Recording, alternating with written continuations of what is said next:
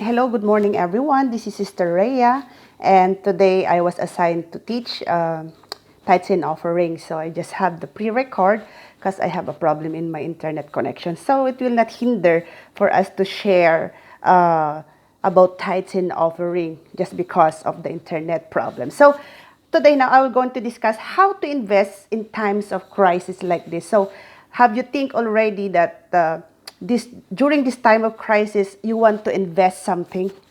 Yeah, for me, I already think about that one. So investing, how do we invest? So there are tips that I would like to discuss to you how to invest our money in times of crisis. So I'm not a financial educator, but I would like to share the tips that I would like to that we need to know or to learn this time of crisis and how to invest our money wisely. So it says here in Matthew, in the book of Matthew, that do not store up yourself treasures on earth where moth and rust destroys, where there's break in and steal, but store up yourself treasures in heaven where moth and rust do not destroy, and where treasures do not break in and steal.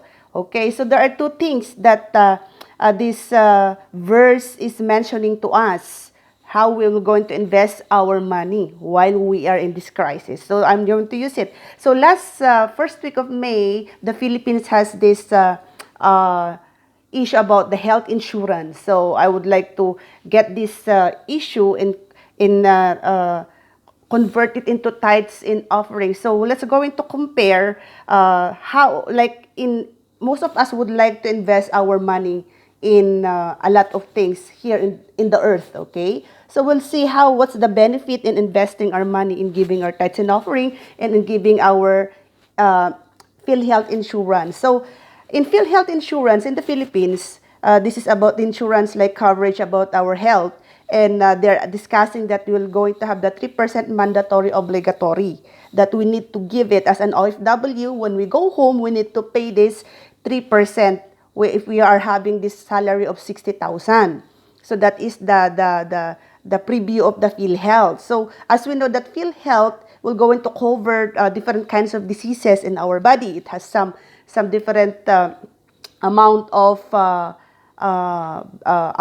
money that can cover some sickness and diseases. But if we're going to invest our money in giving our tithes and offering to the Lord, this is not only, this is 10%. It's, yeah, we can see that it's more higher, but this is lower in the PhilHealth. But if we're going to see the coverage of the things of in the coverage of the benefits that we can get in giving the tithes and offering, it's, kumbaga, it's universal. While in the PhilHealth, it will just only covered in some part of our health. Health lang po. But while in fact, if we give our tithes and offering to the Lord, it's a universal coverage. In the PhilHealth, we are given 45 days free of charge with the patient's confinement in the hospital. While in the tithes, if you give our tithes insurance, it is lifetime. Even the Lord will go on to protect us. The Lord will go on to cover us. Even this pandemic, the Lord will cover us, our health, everything is a whole coverage. While in the PhilHealth insurance, it's only one that is only for the health. Remember that. But in the tithes, it's universal. Even our family, protection from our job, protection from this crisis, protection from our loss of job, protection of the situation that we have right now. So it's coverage. Now also, how about the benefits? In benefits in the PhilHealth, only your immediate family like mother, father, brothers, and sister is only covered. In giving our tithes insurance coverage, it is whole family, the clan, your generation, next generation, until to the next generation will going to be a benefit of this. Did you get what I mean? The coverage is wide. It's universal.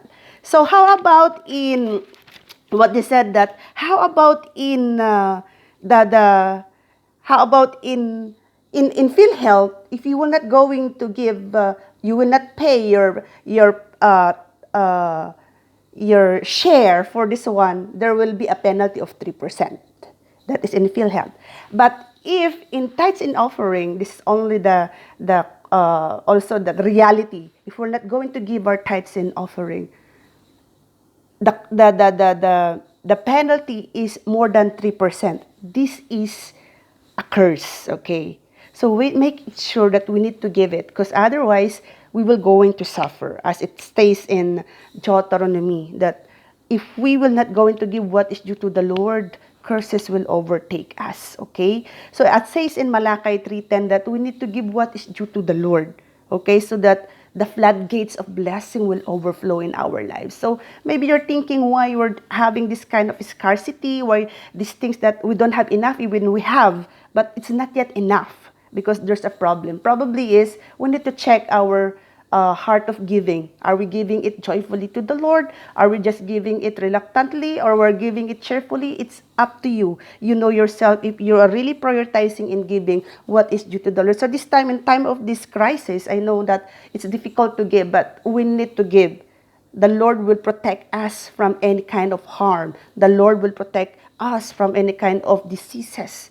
This is the promises of the Lord. Amen. So let's give our tithes and offering with joy in our heart. Amen.